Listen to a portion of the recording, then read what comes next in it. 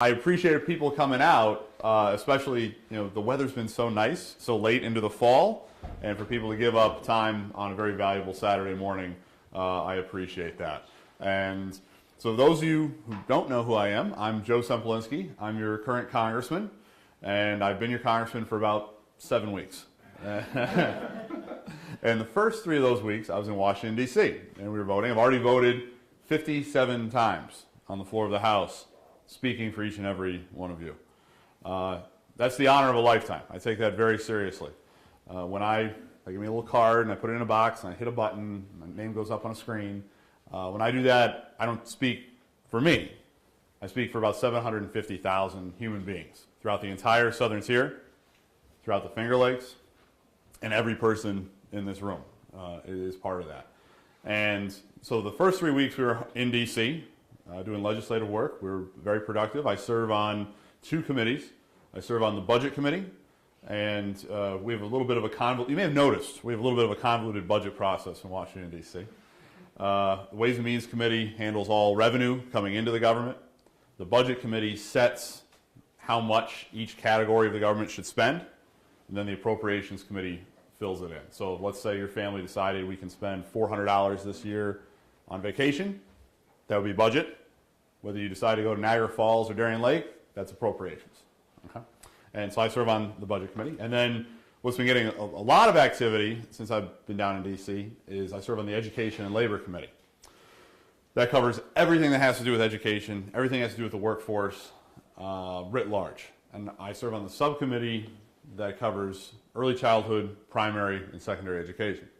And I have argued that that's probably the most important subcommittee right now anybody could be serving on, considering what we've been dealing with learning loss with our students coming out of the COVID pandemic with lockdowns and mandates.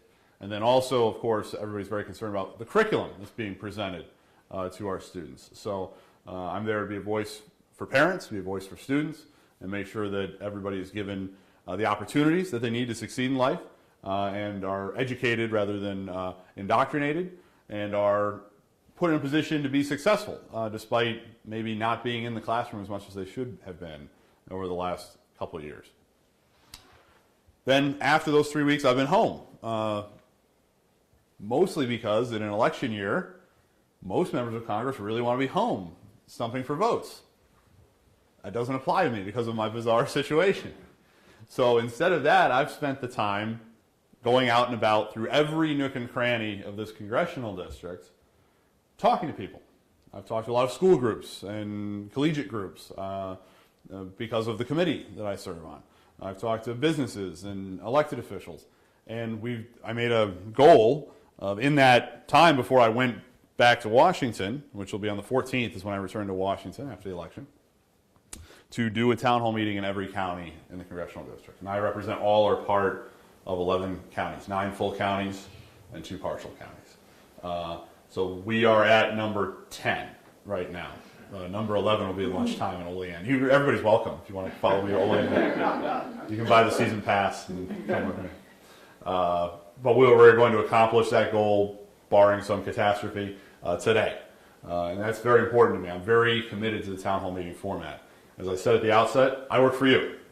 And if I can't stand in front of the people I work for, and the people I represent, the people that I've been given the privilege to speak for, I probably shouldn't be doing this job. I should probably go do something else. And it's been very productive. All of that travel, all of that listening throughout the districts.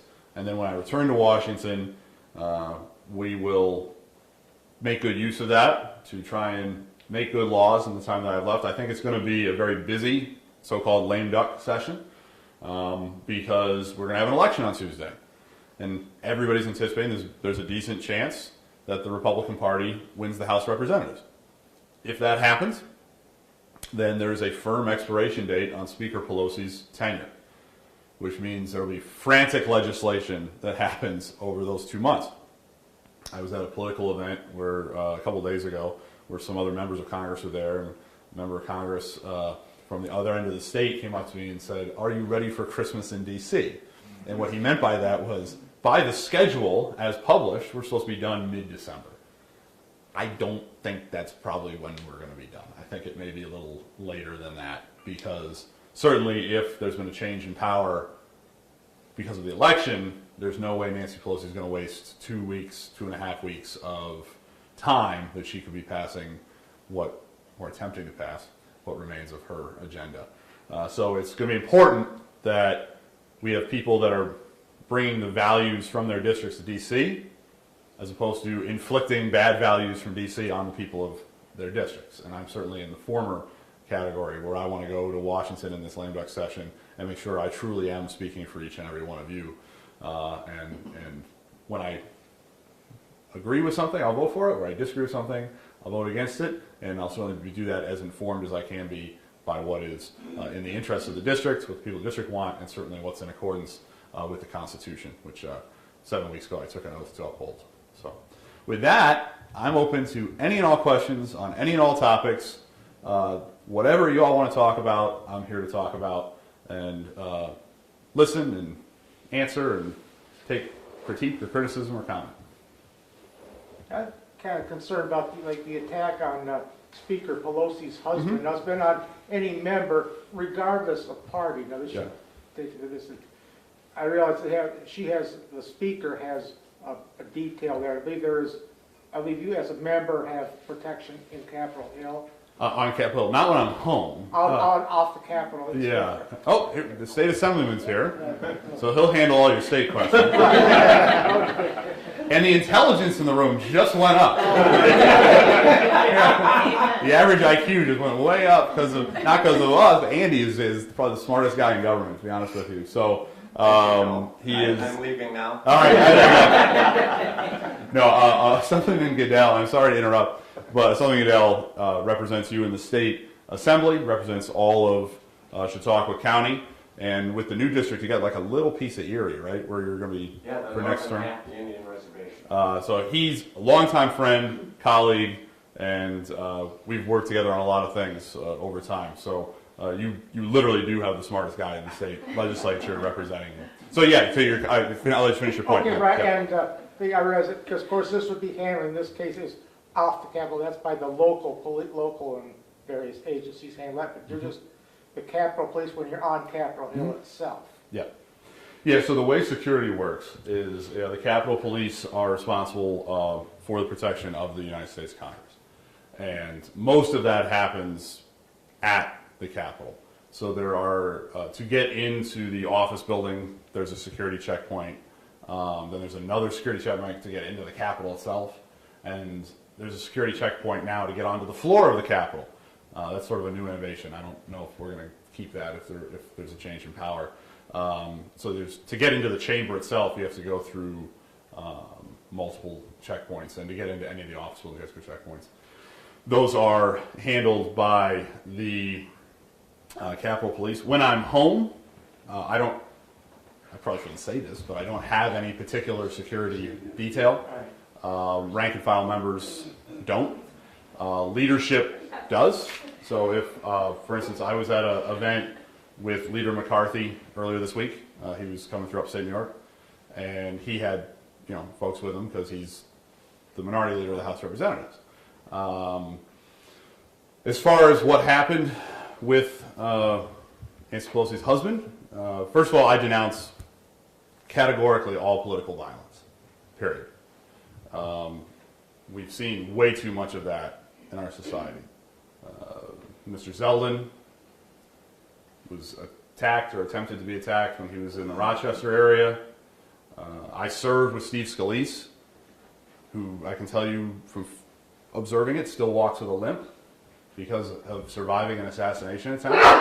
And let's not forget what happened there was you had members of Congress practicing for their baseball game. There's a congressional baseball game between the Democrats and Republicans every year. It's raise money for charity. And so the Republican team was practicing. Because Scalise happened to be on the team, and he's the number 2 ranking Republican, he's our whip, so it goes McCarthy, Scalise.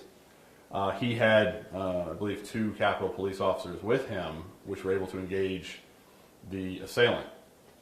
Steve had missed practice that day. You probably would have had 19 House members without any protection, and now you're not talking about Mr. Scalise surviving an assassination attempt. You're talking about a huge chunk of the Republican conference being assassinated. What happened with Paul Pelosi, completely and utterly unacceptable. Any violence of any lawless nature, especially when it's politically based, again, I categorically condemn. So I hope he recovers. It seems like that's where it's going. From what I know, all I know is what I've read in the news media, and certainly I hope there's full transparency and total transparency as to what happened and how did the guy get in the house and what.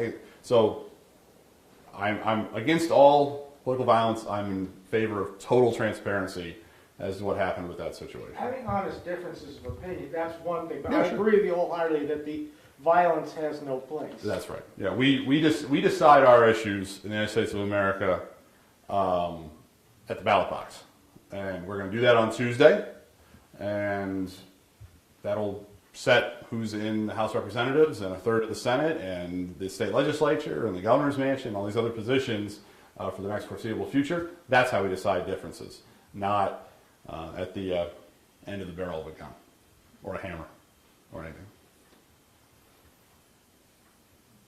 Any other questions?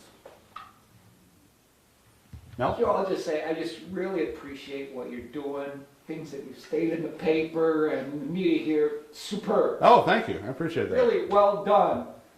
Concern that I and some others have is the way in which January 6th has been prosecuted. Okay. Meaning, yeah, put those who did this violence to the Capitol behind bars. They deserve punishment. But there are people who simply were there, who did not engage in that kind of activity, that are in jail and for an extended period amount of time. And I just feel like it's over the top. And I'm very concerned about the application of justice in some situations that appear to cross that boundary to the level of injustice against those who were innocent, but for some reason have been declared guilty and put in prison. Right. Yeah, so my reaction to those comments is, one, I would agree with you. If anybody did break the law, they should be held accountable for breaking the law, especially anybody that engaged in violence or destruction of property or any of those things, a pretty tangible illegal activity.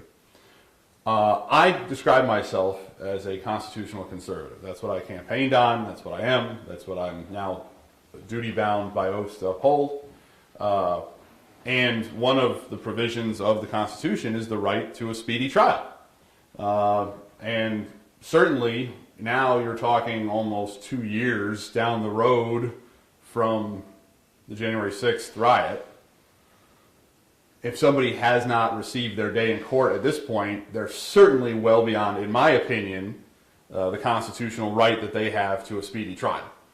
So I would certainly concur that anybody that is still being held based on charges that were developed because of the activities of January 6th should receive their day in court, and if they are convicted of a crime, then they're convicted of a crime before a jury of their peers, then they're convicted of a crime.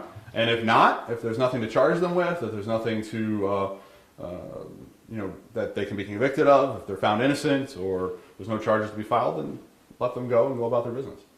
That's the way things are supposed to work in the United States of America. That's the way it's supposed to work under our Constitution. Assemblyman. Thanks. As you know, Congressman, the federal government has been running massive deficits and has a massive deficit. It was one thing to carry that deficit load when the interest rates were near zero. Now the Fed has raised interest rates up to 4%. I mean, they've raised the rates 4%. What impact is that having on the federal budget, and what plans are there to address it? Significant and over time potentially dramatic effects on the federal budget. So we spend a lot of money in the federal government. We spend a lot more money than we take in, and that accumulates over time. So Certainly there'll be an analogy to everyday life where if you are racking up credit card debt every month you spend more than you take in, that's got to go somewhere. And American Express or Visa or MasterCard is going to send you a very nice note telling you that you have to make payments on that debt. You have to service that debt. And you may have to make a minimum payment every month on that credit card debt you're accumulating. And if you continue to rack up debt, those payments will increase just because your debt increases. But what the Assemblyman's getting at is if there's a change in the rate you have to pay, and you have a big credit card debt and you've been paying your minimum payments at 1% interest, maybe that was manageable for you. Probably wasn't responsible, but it may have been manageable. And now all of a sudden the interest rates have gone up. Well, now maybe a debt payment, a debt load, debt service obligation that was manageable before is no longer manageable. And you have to start looking at, can I afford the things that I need to make my life function? We're at a point where we spend on debt service something very comparable to what we spend on national defense, potentially. If things go in the direction that the Assemblyman is worried about. That's the scale to which things can get to if debt service is not taken in, if our debt continues to go out of control, if the interest rates continue to go up, it becomes this enormous piece of the pie is the direction that things go.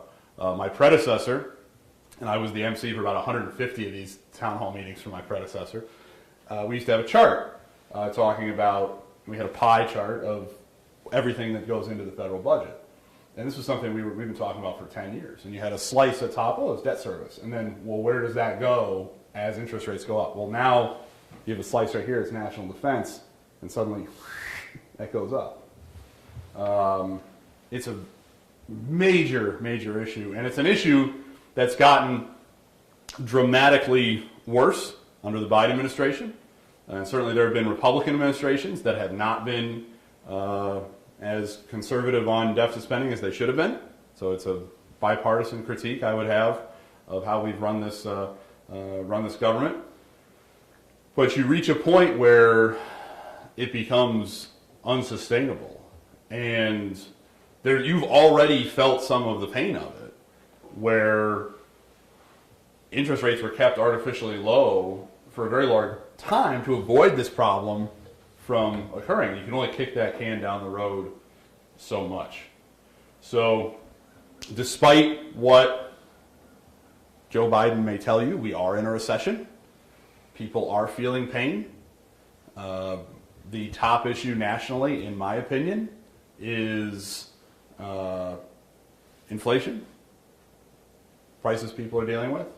And in that type of economic environment, to have a situation where now the federal government's ability to react to situations is crippled based on our own irresponsibility puts us in a very dangerous situation for the long term economically. But of course, New York State doesn't have any of these problems. Right? If we had 150 people in the assembly like Andy, we wouldn't have those types of problems. But at all levels of government, we have these problems. Now, one difference is New York State does have to balance their budget every year. The federal government doesn't, and we haven't for about 30 years. So it's really getting backed up at this point. Yeah.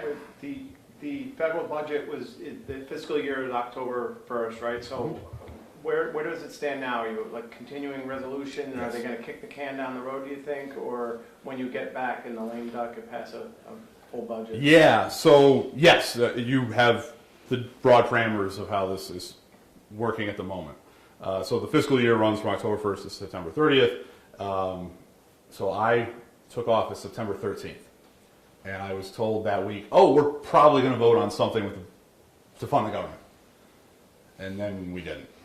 Okay. And next week I get to work. And they're like, we're probably going to vote on something, just so you know, Congressman, we're probably going to vote on something to fund the budget this week. Oh, okay, thanks. All right. No, it didn't happen. Then we get to the third week, and now we got to do it, right? Because Thursday was, I think it was a Thursday, September 30th. And they're like, we're going to vote on something. And what was going on was nobody was telling me what the deal was. Nobody was showing me, oh, here's what we're thinking of doing. Now, part of that is, you know, I am the most junior federal elected official in the entire United States of America. I get that. You know, there's a seniority rank. I'm 432, and the only reason I'm not 435 is because there's 3 vacancies right now. So there's a member of Congress who is a friend of mine who only refers to me as 435, like I'm pledging a fraternity or something. So there's some of that. But it wasn't like, oh, yeah, other Republicans a little farther up the food chain, they knew what was going on. No. It wasn't like junior Democrats knew what was going on. No. This was all a deal being negotiated frantically behind the scenes between Chuck Schumer and Joe Manchin, effectively, in the Senate, because they need every vote, and Mr. Manchin is the last vote. He's the most conservative Democrat. And, effectively, between Nancy Pelosi and folks like AOC. Because Schumer's worried he has to get whatever he can get through, he can't lose his moderate votes, right? And Pelosi's frantically worried about losing her ultra-radical leftist votes. And they got to thread that needle where something that Joe Manchin and the squad will both vote for. Nobody ever considered talking to Republicans. You know, that would have been nice. At least have a chat, right? At least tell us what's going on. They're all doing it behind closed doors. I was standing on the floor of the House, and it's like the State of the Union. The guy comes out and says, "Mr. Speaker," but that guy actually showed up. He's like, "Oh, Madam Speaker, the Senate just voted on such and such," to tell us that the continuing resolution had passed the Senate. And I did not vote for the continuing resolution in the House. I did not vote for that. And the reasoning I had is none of this is how this is supposed to work. None of it. So don't tell me, just in the 3 weeks I was there, where we could have had a discussion, that now, oh, we frantically need to pass this now or the world's coming to an end. No, we had, again, just in September, we had 3 weeks to deal with it. And how this is supposed to work is each appropriations subcommittee is supposed to produce an appropriations bill, one for each section of the government. And that's supposed to be done in committee. Both sides of the folks in that committee say what should go into it, what shouldn't go into it. You have votes, it's open, it's transparent.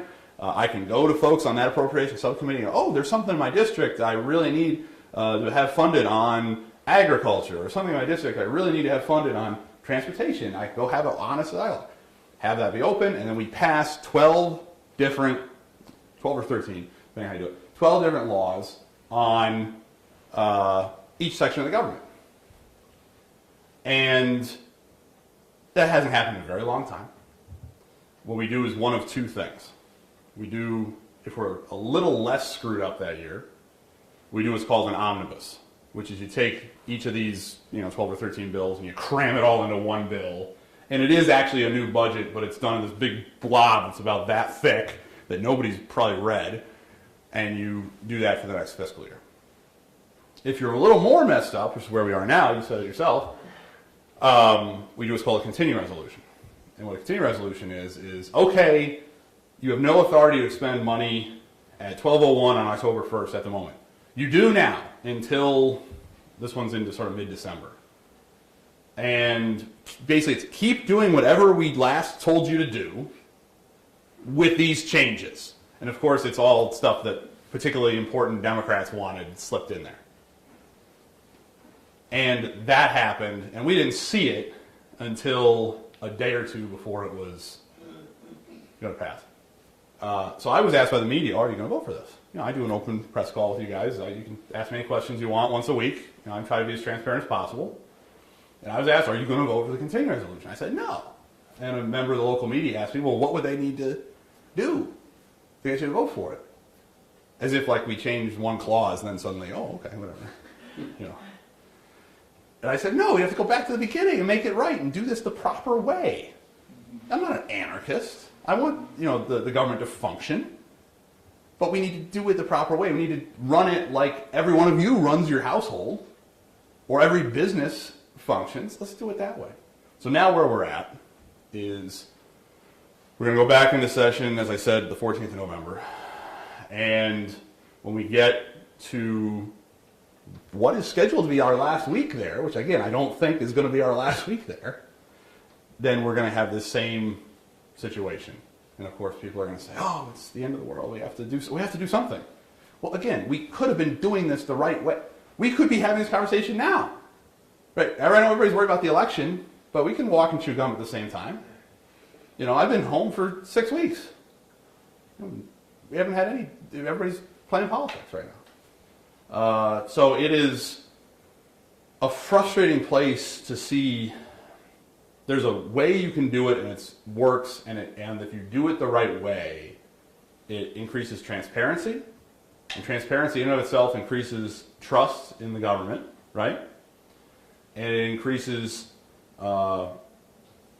open dialogue, which decreases polarization, which is one of the biggest problems we have in our political system right now. So we could, if we did this the right way, it would not just make the government function in the sense that it's funded, but it would also solve some of our other political problems, or at least mitigate them to some degree. So I'm very frustrated with that being how we function as an entity, and we can do a lot better. It just takes the will to do it, and it takes people who have all the strings, or at this point Mr. Schumer and Mrs. Pelosi, saying, all right, maybe I shouldn't be the one person negotiating this. Maybe we should do it in an open fashion and let the will of the House speak, or let the will of the Senate speak, which is, in theory, the will of the people, right? So it's that's the long version. The short version is it's all messed up. So either way, you can take either answer. But it's a good question, and so that'll be, as I said, we got to figure out what happens on Tuesday, and that'll determine just how crazy it gets in November, December in Washington. But there are certain things that have to be dealt with no matter what happens on Tuesday. The two big ones are what we just discussed, the budget, the appropriations, and then the other is national defense authorization. We got to figure out how that is going to work, because that has to be reauthorized periodically. Does this, in your opinion, prevent people, everyday citizens, from getting involved in the electoral process? Yesterday we polled people on the street, and a lot of them said they were going to vote because... Well, I encourage everybody to vote. We can look in that camera and say, everybody should vote, everybody should vote, everybody vote. And this was paid for by your federal tax dollars, so I'm just going to encourage you to vote. Mm-hmm. When we can step outside, then we can discuss, who maybe you should vote for. But in this setting, I just encourage you to vote. But do you think that just the partisan politics that we see in D.C., it discourages people from getting involved? I think a little bit. I mean, I think, I represent the most conservative part of the state of New York. You could argue Allegheny County, that sort of zone, is the most conservative part of the state of New York. I represent the most liberal part of the state of New York, Ithaca. Is the most liberal part of the state of New York. There's 32,000 people in Ithaca. I got 122 votes. So are they? And by the record, I did do a town hall meeting in Ithaca. And it was lovely. I don't think the majority of the people voted for me that were there, but we had a lovely conversation, and it was very productive. It was very professional. I was very happy with how it all went. So I am in a position where I get to see all sides and all perspectives, and I get to have all sides and all perspectives presented to me. And the reason I mention that town hall in Ithaca is I would love to have everybody walk in and be like Mel just said, I'm doing a great job. I appreciate that, Mel. Thank you. But the people generally, when they interact with a member of their legislature, they're telling them what they don't agree with, right? They're saying, oh, you voted for this, I don't like it, or why haven't you done this, or what have you. That's all good. And how I started was I thanked everybody for coming. You could do anything on a Saturday morning. I mean, you'd probably rather be with your kids and grandkids, right, than talk to me. But you're here, you give a darn. And whether somebody agrees with me or disagrees with me, I want to encourage them to participate in the political process, the governing process. Get informed, get active, get vocal on whatever you see that's going wrong or you see that could be done better, no matter what your perspective is. So anything that discourages that type of dialogue and participation is something that I'm concerned about. So, yeah, as I said a minute ago, the budget function is the budget function. The government has to do what it's supposed to do. I want it to do what it's supposed to do under the Constitution, maybe a little bit more limited than what it does, but it has proper roles and it has things it needs to do. And if we do things the right way, that works better. Just the nuts and bolts works better. But if we do things the right way, then it encourages people to say, oh, maybe I want to be part of that, as opposed to, oh my goodness, what a mess. Maybe I want to make sure I go out and support a candidate that I am supportive of, or maybe I want to run for a local office, or maybe I want to write a letter to the editor and express my opinion, or whatever it is. There's a lot of ways you can participate. So we also not just have to do our jobs as members of Congress or members of the state legislature or town supervisors or whatever, but we also have to set an example for why participation in government is a noble thing, why self-government is a valuable thing, and be defenders of American constitutional values. It's a good question. Some of them. Could you discuss a little bit federal energy policy? To be honest, I'm just a little confused. When Biden came in, he killed the Keystone Pipeline. Yes. He supported more restrictive regulations on development of refinery capacity. Correct. The number of oil and gas leases is the lowest it's been since World War II. I believe that's also true. He went on and publicly said he hoped to put the oil and gas industry out of business in 10 years. Yeah. And then, when we had a shortage and gas prices went up, he screamed at the oil and gas companies for not increasing production. Who he had just said he was going to shut down. Right? Right, yeah. And then he followed it up by saying, now that you're making the profits you would need in order to invest, we should take your profits away, making it impossible for you to expand production. Is there any policy that makes long-term sense, and what I think do you making think about Andy it? Goodell Secretary of Energy would be. You're right. So if I ever get elected president, I'll call you to be my Secretary of Energy. You got my number. There you go. Everything the Assemblyman just said is 100% accurate. And it shows you that what President Biden does often is look first at political considerations before looking at governing considerations. And each and every one of us pays the price for that incompetence. We pay that price literally at the pump, and we pay that price in a variety of other ways. So that was a pretty good synopsis of some of the poor decisions that have been made by the Biden administration when it comes to energy. In my opinion, when we're making these type of decisions, and energy is not just energy. Energy is also the economy. Energy is also national security. If we can't control our own energy destiny here on the North American continent, and we're beholden to other parts of the world for either petroleum or maybe some of the materials that go into some of these batteries, we're putting ourselves in a very compromised situation. So I think we do need to expand energy production across the board here in the United States of America. Clearly, Mr. Biden and his administration want to pick winners and losers. So reversing a lot of the things that Andy just described, I would be very much in favor of. And I get concerned when, again, this is an aspect of politicizing these things, when Governor Newsom or Governor Hochul says things like, oh, we're going to restrict maybe a mode of transportation because we don't like the energy that goes into it. And so we're not going to allow you to purchase that. And the president's stated position is he wants no gas-powered vehicles produced, I think it was 2032 is what he meant to say, although he said 3022 a couple of days ago, which is a much more achievable goal. if we get an extra 1,000 years. Um, but that's his stated policy. And if you want to buy an electric car, go buy an electric car. I got a friend of mine that's a doctor.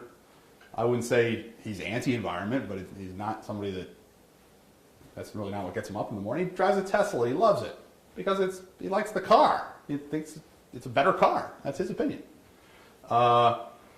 It's much better if these sort of innovations happen in a much more organic way than Kathy or Gavin saying, do it or else. Because there's a backlash to that. There's also, it's tough to plan if you're a producer because it's going to be based on the whims of who's the governor and who's not the governor, and that's going to change back and forth, so there's no long-term planning. And we've had plenty of technological innovations that happen without mandates. The example I use is this. I have 2 phones here. This is the beat-up one. I paid for this one. And you guys paid for the nice big one, sorry. I apologize to anyone. So personal and government.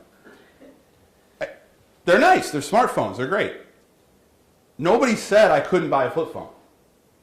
Nobody said I couldn't buy a cam with a string. Nobody said I couldn't buy a carrier pigeon or a smoke signal or whatever else. I can have any type of telecommunication I want to have.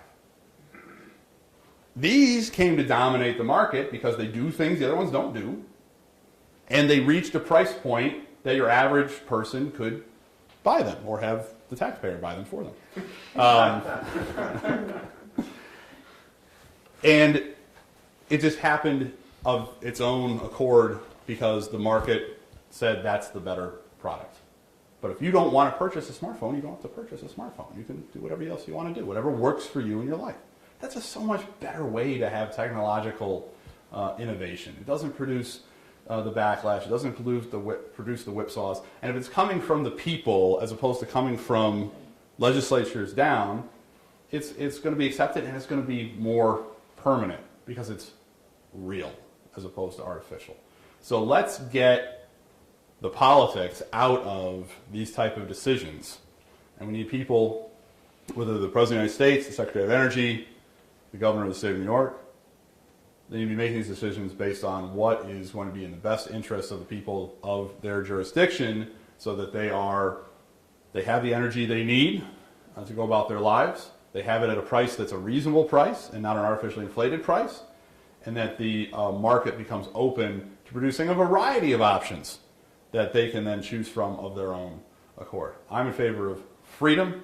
I'm in favor of market forces dictating this as opposed to government mandates. And to go back to the Assemblyman's points at the beginning, I'm in favor of common sense, which seems to be lacking in a lot of the things that Andy just described.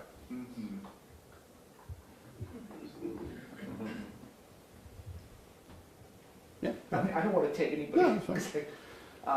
You work with education. To what degree have the committees been talking about CRT, gender ideology, and how much that plays into education, and talking about the concepts of having money for education follow the parent and the students rather than the unions and the states? I would say those topics are much more discussed among the Republicans than they are among the Democrats. The Democrats have a little bit different opinion on that. My feeling on education is this. You just talked about money following the parent, and you just described the person that should be the prime driver of their child's education, not the state. You don't turn your child over to the state when they go to a public school. I got nothing against public schools. My wife is a public school teacher, and she teaches at Hinsdale in Cattaraugus County, and she loves it, and she loves teaching, especially in that small school environment where you can really get to know the kids. I am not a teacher, but I have experience working in a parochial school. I was the director of development at a Catholic school for approximately 3 years, and it was a Catholic school that was one district over from where my wife worked. So I think kids should have options. I think parents should have options. If you want to send your kid to the local public school, great. If you want to send your kid to the local parochial school, you want to send them to the local private school, if you want to homeschool, that should be up to you. And the parents should be the drivers of their child's education. And you shouldn't be called a domestic terrorist by your government when you show up at a school board meeting and ask legitimate questions about, is the content that's being presented to young students, especially elementary school students, appropriate or just? That's so un-American to have that type of reaction from your government. Everybody's been real friendly so far here today, but if you had wanted to come here and call me every name in the book up and down and tell me I'm doing a horrible job and cuss me out, oh, okay, that's America. That's great. That doesn't make you un-American. It makes you somebody that's passionate, I guess. And that is how it should apply also to school boards. So I am against presenting hypersexualized content to especially elementary school students.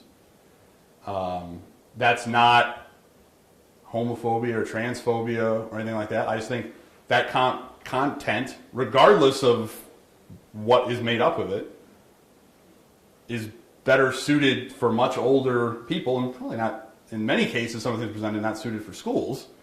But I think we need to let, especially little kids, just be kids, as opposed to being presented some of this really R-rated or X-rated content that I've seen people talk about online as being in schools. As far as CRT, I'm against CRT in the sense that let's be clear, I want people to be educated on the history of the United States of America, good and bad. America is the greatest country in the history of the world, but it's not perfect. And there have been injustices that have occurred. But to say, hey, this is the history of the United States of America, and this is where we messed up, that's appropriate history. To say, as CRT does, the entire American project is founded based on injustice, tyranny, racism, that's the whole point of everything we're doing, is a complete lie. That's just false. You have the true history is you have a noble project, the first country in the history of the world founded on the idea that all people are created equal and endowed with unalienable rights. A noble project that was flawed and takes time to perfect itself, as opposed to a evil project that was. They didn't really mean that. They really just wanted to perpetuate some sort of tyranny. That's what CRT is teaching kids. And it's teaching kids that certain groups are perpetual victims and certain groups are perpetual oppressors, as opposed to all folks have equal worth, and we need to perfect that into reality.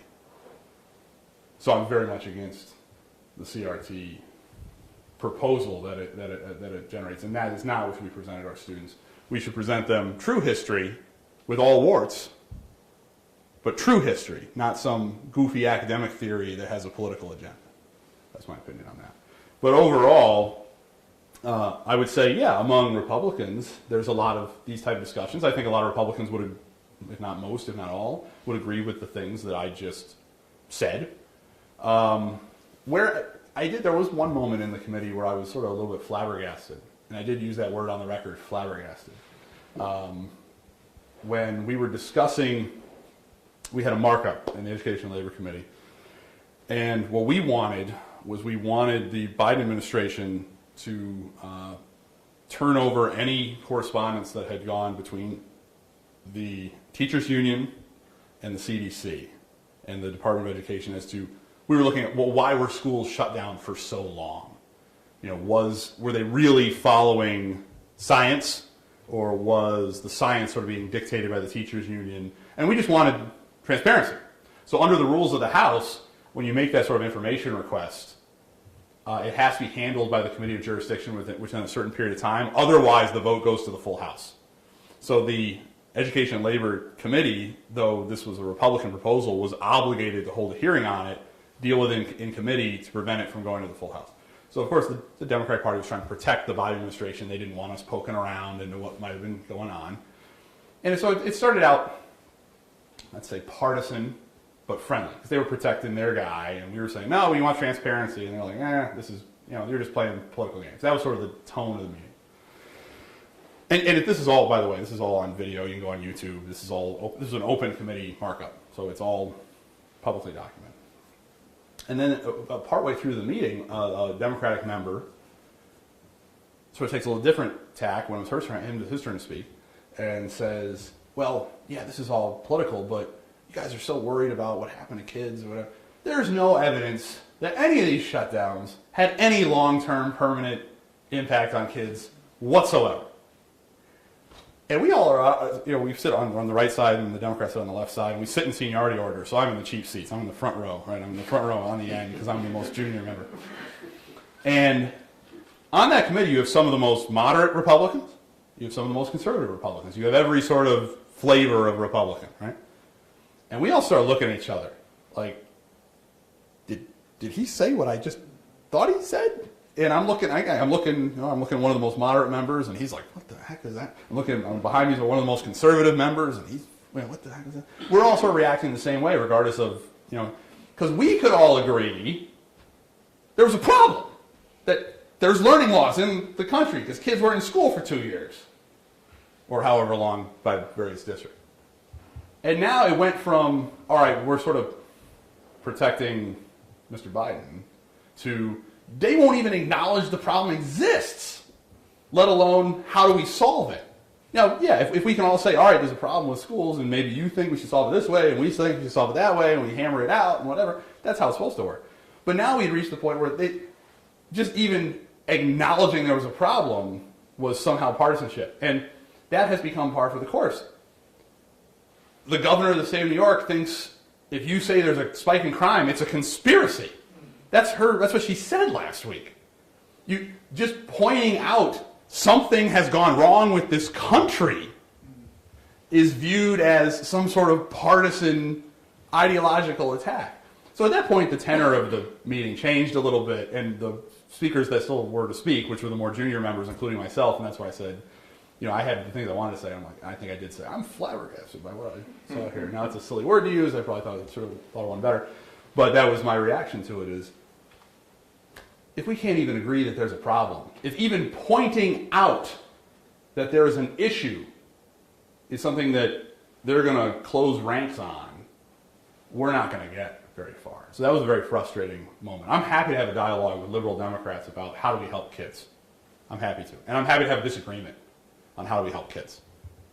But if you're not even telling me that kids are hurting, and we haven't seen dramatic drops in performance, and we haven't seen dramatic increases in mental health problems, well, then you're just not acknowledging reality, and you're not discussing in good faith.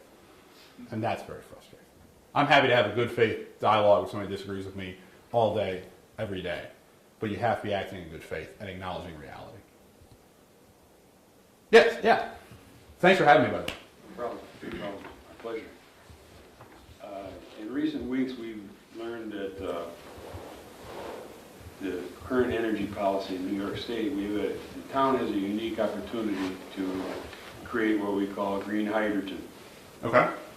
And we have a large vacant plant at the edge of our township. They want to take over the property and create green hydrogen, which creates a unique opportunity, and there's money available for that, I'm told. Okay. I just wanted to know where you stood on the green energy aspect. I'm an all of the above person. If we can come up with new technology that's going to produce energy more cheaply, more efficiently, more clean, then great. That's a wonderful thing.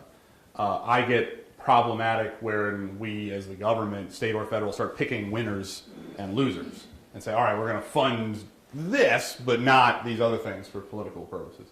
If we can produce 1 joule or kilowatt of energy on the United States of America that we don't have to get from Saudi Arabia or Russia or China or wherever, that's a good thing.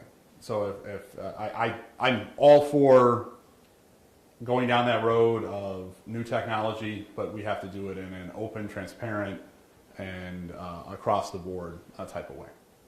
So tell me more about the project. Is it, you said it's the state that wants to do it? Well, it's a combination of the DEC is involved. Okay. Because the property where the, is in question was the old Keywell site lies between there at the edge of our township, going towards Faulkner. Okay. It was a Keywell site, and the building is very viable as far as supporting the infrastructure to put in green hydrogen production. Green hydrogen entails installing what they call an initializer. And for each initializer, it produces so many kilowatt hours of what we describe as green hydrogen. Okay. And Where are they getting the hydrogen from? Coming from water, They or? would extract it from the water. Okay.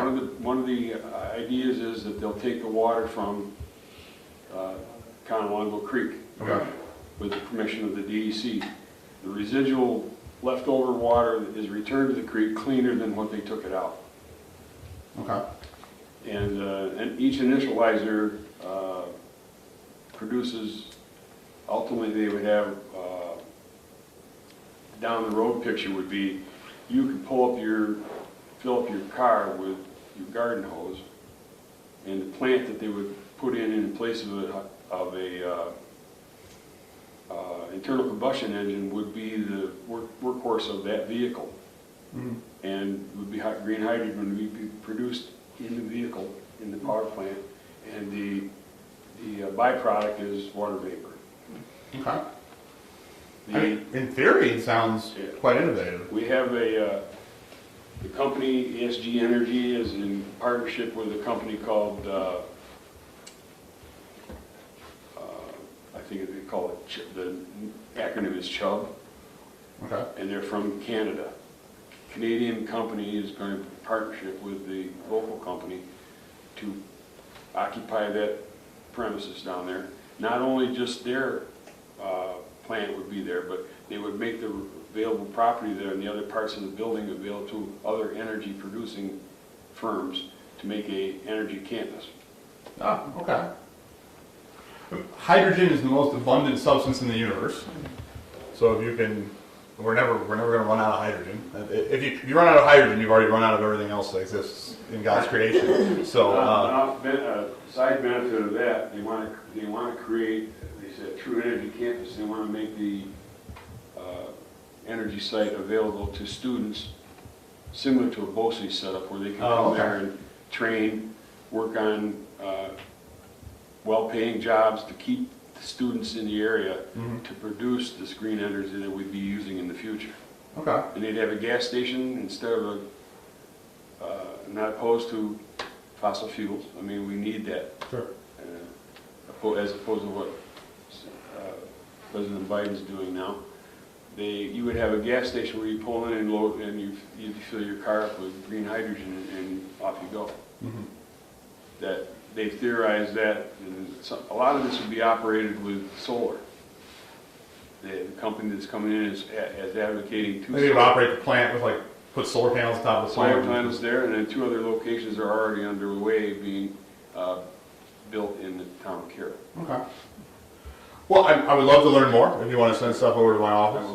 Like I said, I'm all for innovation. We just got to make sure that, sometimes these things turn into boondoggles, Yes. right? Where, the technology is not quite ready for that level of investment. But, I mean, like I said, I'm certainly open to innovation, and certainly I'm open to domestic energy production. And we got,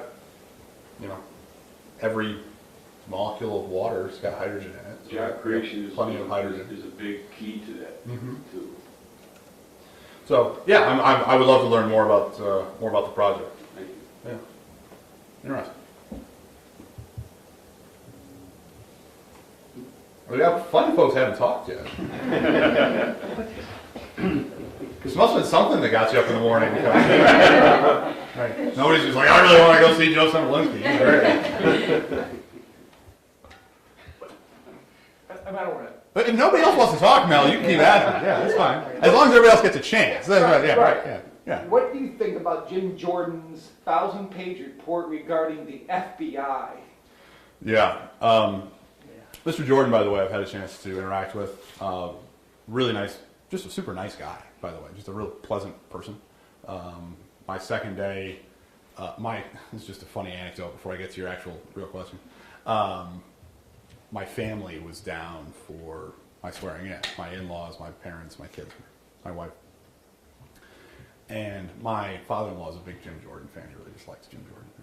So I wasn't with him, but he ran into Jim Jordan outside of the Capitol just after a couple hours after I was sworn in, and he stops him. He's like, "Oh, I think you're great," whatever, and he was telling him who he was.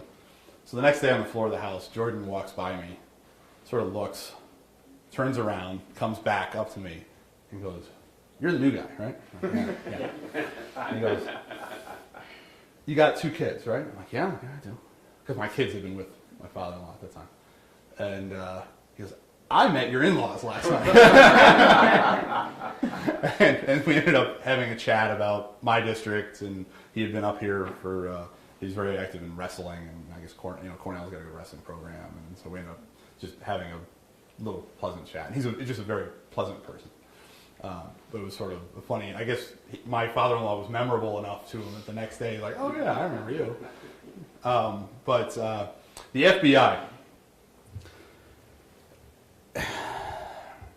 when the Assemblyman brought up energy, one of my reactions was, I don't like decisions being made for political purposes. And that's where my concern is with the Federal Bureau of Investigation, is that decisions on who do we investigate or not investigate, who do we indict or not indict, when do we indict, when do we investigate, when do these things leak. It certainly seems to be that a lot of these decisions are made for political purposes. That is wholly and totally inappropriate. There needs to be some sort of federal investigatory agency. So there's people talking about, we need to get rid of the FBI or something like that. Somebody's going to have to serve that function. We have federal laws. Those laws get broken. People need to be investigated. But we certainly need a thorough and transparent investigation into how these type of decisions are made, who's making them, and whether they're being done in a unbiased, non-political fashion. And I would think there's a really good chance come January 3rd, when the new Congress starts, if there's a party change in one or both of the houses, you're going to see a lot of committees looking very closely and very thoroughly at the portions of the federal government that are under their jurisdiction. Because we have multiple functions as members of Congress. Our primary function is legislation. The most important thing I do is when I vote and speak for you. That's why I'm there. But we do other things too. We have constituent services. I got 2 of my staff from the district here. Christine, who runs our Jamestown office, and Taryn's got the best job you can possibly have, because she's my district director, which is the job I used to have. So that's the best job in government. And most of what they do is help people with constituent issues. That's a very important function. About half the staff, under most circumstances with most offices, do that. But one that doesn't get as much attention as should is oversight. Most of our committees have an oversight subcommittee that's specifically designed to make sure, if you're on Ways and Means and you oversee the IRS, there's an oversight subcommittee that's supposed to make sure the IRS is operating properly. There's an entire full committee that's specifically oversight and government reform. They have no other jurisdiction other than to poke around and make sure that oversight happens. So you're going to see, I think, across the board, more vigorous investigations. And when you have a situation where you're concerned about the FBI, Mr. Jordan's concerned about the FBI.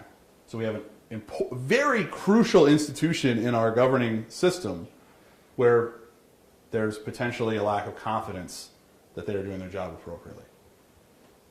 In my opinion, the only solution when there is that type of lack of confidence in an institution is radical transparency.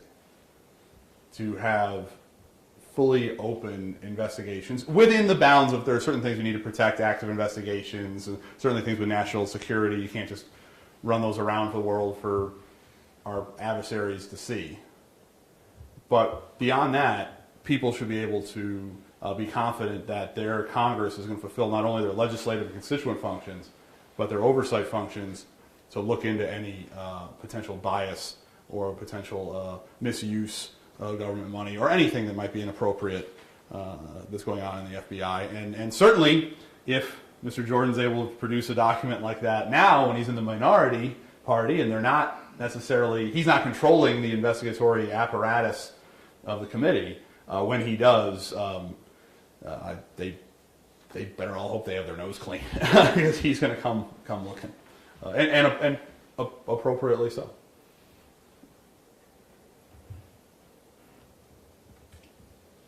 Does anybody? I mean, Mel can just keep going if you want. Is there anybody else? Like I said, I'm here. Actually, where are we on time? Are we still good? It's about time. Oh, are we about time? Are we about to floor? 9:05. So I'll give you one last call. Anybody other questions? Okay. I really appreciate everybody coming. I appreciate the town having me. Again, thank you so much. I really appreciate you opening your door to us and coming out and being here. I appreciate the assemblyman being here. We're very lucky in this part of the world where the congressional offices and the assembly offices and the Senate offices, when I have something that's going on, Andy and I just talk, or our staffs. I mean, we're in Jamestown. We're in the same building. That goes for Senator Borrello as well. I have a wonderful relationship with George, and we just pick up the phone and talk. His chief of staff used to be the deputy district director for my predecessor, and she took over as district director when I left. So we have great relationships, and that is so good for all our mutual constituents. So thank you, Assemblyman Goodell, for being here. Thank you to the media for being here. Thank you for covering this, and I have endeavored to be as open to the media as I can and answer questions that come up. So I appreciate you taking the time to cover. And most importantly, thank you to each and every one of you for being here, for giving a darn about what happens with your country. And I encourage you to stay involved and stay active and continue to hold elected officials accountable. And I encourage everyone to vote. And last, I want to thank having the folks from the Carroll Police here and making sure everybody's safe. And I certainly, we can't thank our police enough for what they do. So, real pleasure to be here. Thank you so very, very much. I appreciate it.